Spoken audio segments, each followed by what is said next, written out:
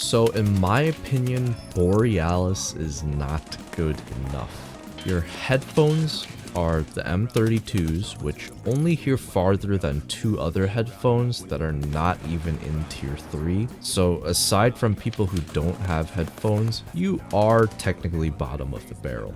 But then again, you can still hear very well, so it's not that big of a deal. There's also the problem where everything is a little too loud. If there is a lot going on, it gets hard to pick out individual sounds, leading to a lot of situations where you can get surprised. Next up is your helmet.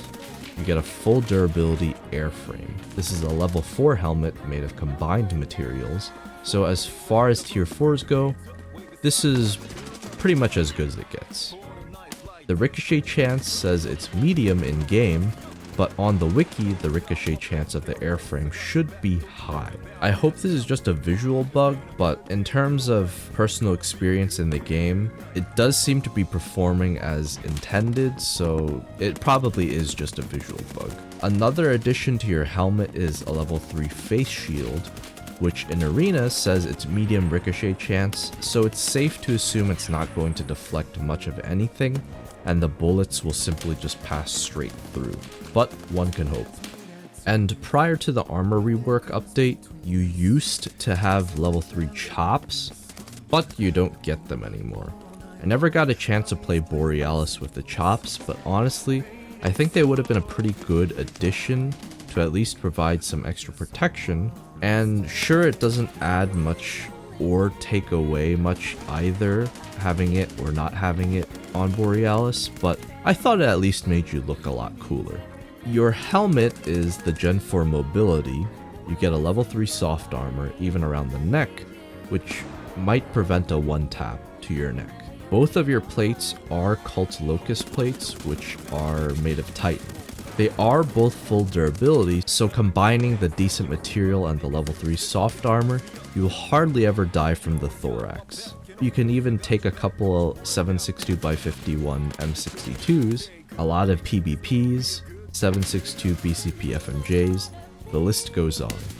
Basically, you don't have to worry about your body armor failing you. The problem is that with all of this protection comes big movement penalties. You are very heavy at orange level overweight at 31.7 kilograms. Just for reference, my strength skill is level 10, so it might be on the lower end compared to a lot of others, but this means that inertia will have a bigger effect on you when moving around. You also get pretty big debuffs like minus 5% movement speed, minus 6% ergonomics, and minus 8% turn speed. I'll have to admit, the debuffs are not that bad. It's more of the weight and inertia that's the biggest annoyance, so you need to be more meticulous with where you plan to move and how to do it. Your primary weapon is the RD704. Funnily enough, this used to be one of the greats next to the MK47, but now it's not really the case anymore. This RD704 has too much recoil. It's not to the point where it's unusable, but it's up there with others like Hotel and the Scar H, and Guardian with the RPK. It bounces just enough when you try to full auto that it clips the arms and other limbs instead of where you want to shoot. You do get the Pursed 3, which gives you a laser, and I think an infrared if you prefer not to see your tac device, but you should still have it on to get that spread tightening. Some people swear by 762 PPs, but I don't think it's really good enough anymore. And it's not because the bullet itself is bad, it's the platforms you have to run them on. On paper, to penetrate level 5 armor, it takes about 3 to 5 bullets. Maybe add on 1 or 2 to account for penetrating soft under armor. That's not good, but it is technically doable. So 3 to 5 shots to the thorax, no problem. But it is a problem for the RD because it shoots so slowly at 600 RPM. That's basically as slow as the UMP if you want something for reference. You have to account for lag as well, so you might be aiming for the thorax, but really most of your shots are hitting their arms. You also might have to account for desync for some of your shots, so some of them might not even count. And lastly, because of that slow fire rate, you can't simply make up for those problems by quantity, because you only get enough time to shoot 3 to 5 bullets before the guy that you're fighting just flattens you when you fail to kill them.